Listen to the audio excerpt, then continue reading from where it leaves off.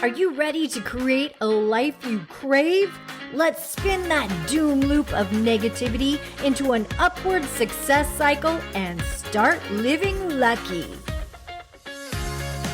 Good morning. I'm Jana. I'm Jason. And we are living lucky. Are we on a high today or what? I am. We had our dance spotlight this weekend. A 10 from Lynn. Right? How do you think it went, Jason? Well, the feedback was incredible. From one critic, we were the best spotlight in 6 years. Yeah. That he has ever seen. That touched me because we got a standing ovation. We got flowers. People were coming in to hug us. rushing the stage. They were rushing the stage. Which just floored me because one of the things is I knew that I'd messed up my footwork a little bit. I know you got this deer in the headlights and I was like, what do I tell him to do? What do I tell him to do? And one of the professionals said no one could tell. And this is what I talk to clients about all the time is that a lot of times we worry about because we know what we want to say. Mm-hmm. And no one else knows what we're planning on saying. So it's okay. It's okay if the plan doesn't go out. It's okay to be imperfectly as long as the perfect. message is still the same. You're imperfectly perfect. Yeah. It's okay to show up. And it even makes us more authentic and more relatable when we're like that. And sometimes we get caught up in what we think is a mistake. Yes. It's perfectionism. Crazy. That's what it is. Well, let's go back to the front, like when we started. The front side? Yeah. Because we're going in this as a able-bodied paraplegic couple. No, I want to start from the very beginning. When the idea even came up, would you like to take dance lessons? We both came up with every reason of why we wouldn't. Yeah. Well, my hands started immediately sweating. We were like, no, we're really concentrating on putting our energy into our business. And it's an hour drive round trip. An hour drive. It's on Wednesdays. Oh my gosh, Wednesdays at 1:40. Like that's in the middle of the week, in the middle of the day. Yeah, I just don't think so. It's how much money? Are you kidding me? We were looking for reasons of why it wouldn't work. And it literally was listening to our own Living Lucky podcast, listening to our own advice. And after one day, we were talking on the air of we shouldn't be looking for what's wrong in the world or why we can't do something. We should be looking for why we can. Yeah, and being open to new opportunities. And I looked at Jason and said, we need to take our own advice. Yeah. Does it give you goosebumps? Does it excite you more than it scares you? Yes. Do we want the connection? Do we love dancing? We do, but this thought of structured dancing just scares me so much because working within a framework makes me feel like I have to do something a certain way. And that was the second thing. Once we showed up, then it felt like we were in this box of having to do it a certain way, and yet we aren't the certain people. Right, we're different. We are definitely different. So everything that they would say, no, you have to do it this way. I'm like, I'm on wheels. He's standing up. How do you expect us to have a frame like this and to hold this posture when I am sitting at 4 feet tall and he's 6'1"? When I learned to dance with a partner, I learned to dance side to side, move one leg over, bring the next foot to it. So this is where the next thing came in is we felt stupid. We did. We felt like we were sticking out like a sore thumb. And we felt like everyone was looking at us. And it just felt awkward and silly, don't you think? Look out, because here I come. Now I feel that way. And it just felt like we're trying to fit a square peg into a round hole. Yeah. And we would get in the car and we literally would both complain about why we didn't like it.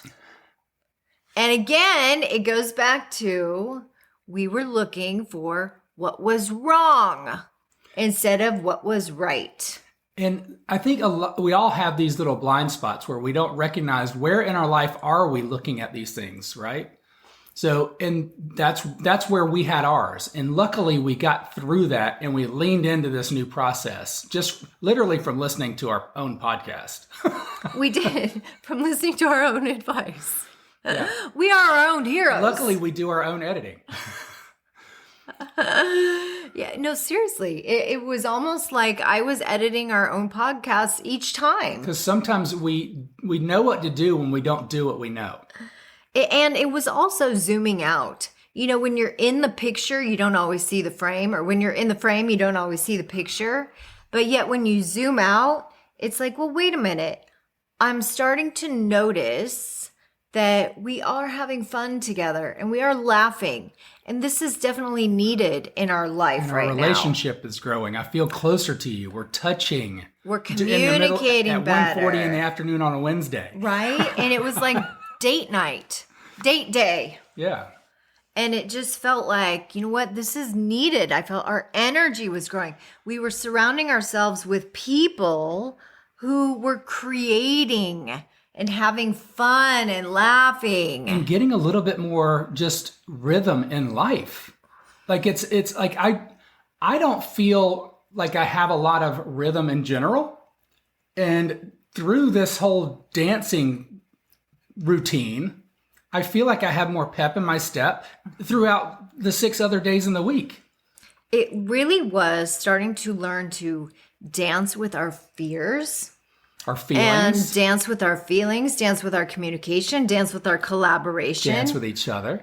Yes. I mean, there's been so many lessons in learning to take dance lessons. And then, I mean, seriously, we both said, we're going to stick it out for these 10 lessons. And once these 10 lessons are done, we're done. Yeah, like, and this is a recreational thing for us. It's been a fun little hobby. And really the goal was, as we are speaking on stages, to have kind of that walkout music and have some fun choreography to walk out to.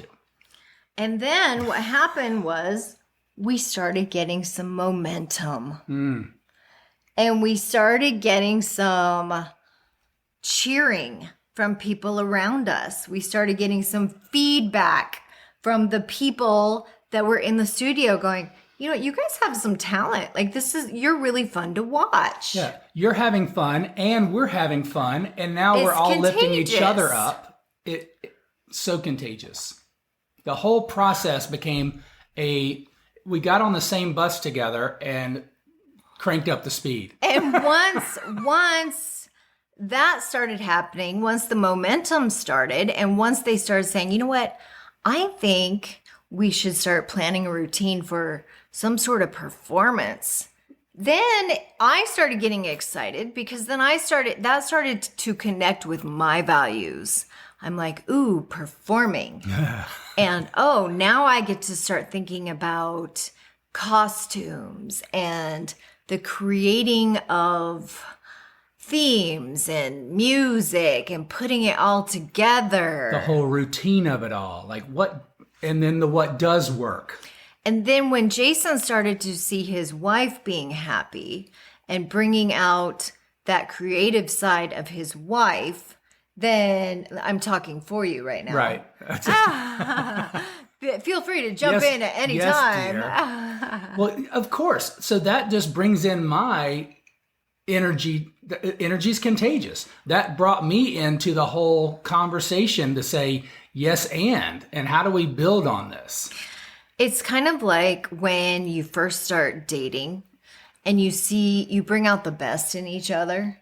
And that's what this has done. I mean, when we first started, we were dragging our feet and we were bringing in our 48-year-old selves, thinking we were bringing in our baggage. Well, and that's what we were doing. We were bringing in our baggage to dance with. And we realized, you know what, if we want to dance, if we really want to dance, we're going to have to let go of some of these preconceived notions. We're going to have to let go of some of these limiting beliefs of I can't do this.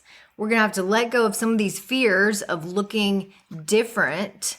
and we're gonna have to let go of this fear of standing out, and we're just gonna have to step into it. And really, there's this real strange dichotomy for me, because I do want to stand out and I want to fit in, and because I want to be a leader. And I feel like I am a leader, and I have been a leader in so many different areas, but dancing has never been that area. My whole thing is I've always wanted to be normal. I don't know why. I've always wanted to be normal, and it goes back to fitting in. And I've just recently come to the conclusion that I'm not meant to be normal. I am meant to be extraordinary. And that is the shift in my mindset. And so, you know what? God has made me to stand out, and that is where I am meant to shine. And lean into the uniquenesses. And that's just an empowering transition to be able to figure out, what are my uniquenesses? How do I lean into that?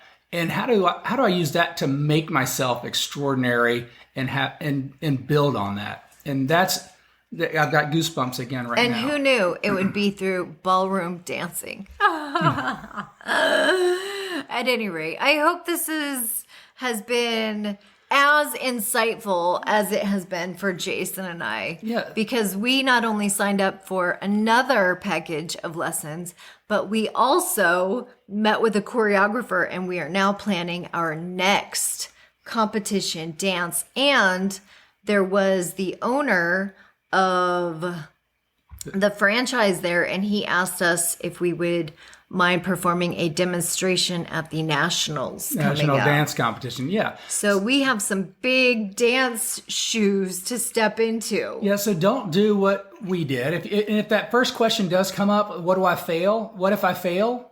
What if you are just wildly successful? Or what if something wonderful comes from it? So lean into your uniquenesses. Lean into the what if something amazing happens. Shift your focus to what you can do. And start living lucky. I love it. Have a great day. Bye-bye.